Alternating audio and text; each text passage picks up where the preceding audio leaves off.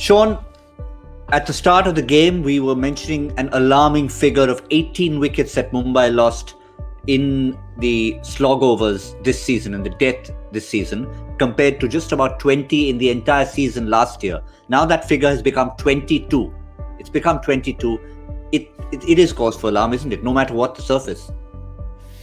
Yeah, it is. It's just more surprising that they haven't been able to work out what the right game plan is. I mean, in many ways, those hitters at the bottom order don't have to be too inventive normally. They just stand and they've got such power, and if people miss their target, it just goes out the ground. But through a lack of confidence, because they haven't been able to whack it out the ground, and it is a confidence game down there. You just sort of watch the ball as closely as you can and swing as hard as you can. They have lost that ability to really plug home the advantage of putting pressure on those back-end bowlers in those last 4 overs. So it's been challenging for them, and I think Hardik Pandya in particular will be saying goodbye to Chennai. I'm quite happy to see you go.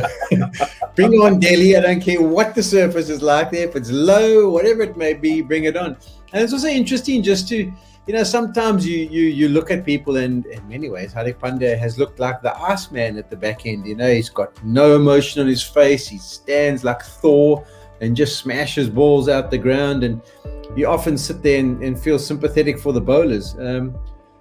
Just having a look at his demeanour now as he walks off, he almost looks a little bit embarrassed, and it's a smile as if, I can't believe I haven't got it right again.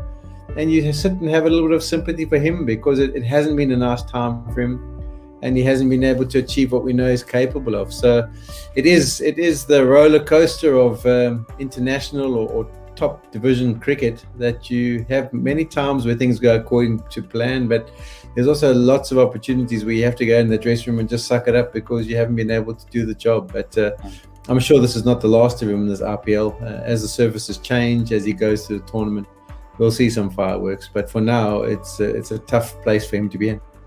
Yeah, demeanour's right, Pommie. I think when we saw him walk off, his brother walked on, sort of gave him a pat on the back, the kind of pat you normally give a guy who's walked off with 50 of 20 balls. But he was just trying to say, look, I know how you feel.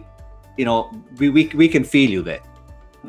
Yeah, and their job, the guys who come in at the back end and can hit it out the ground, is a tough job. In times past, we'd look at it and we'd think, it wasn't so scientific, they'd just walk in there, see ball, hit ball, and away it went out the ground, right?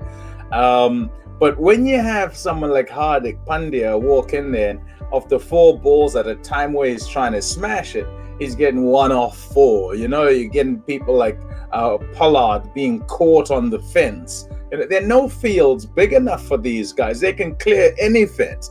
So the very fact that they're not managing to get any timing at all in their attempts with their stroke making and their 6 hitting, it shows you there's an issue. Not an issue for just them, an issue for everyone. And Polly puts it quite nicely to say he's baffled by the fact that they haven't quite worked it out. They're still trying to force this is what we do at the end, and so this is what we're gonna do, and it's not coming off. So yeah, that is a problem. However, we sit here, 131, is it enough? I don't think we can sit and say definitely not enough, because we see the difficulty that is on that surface.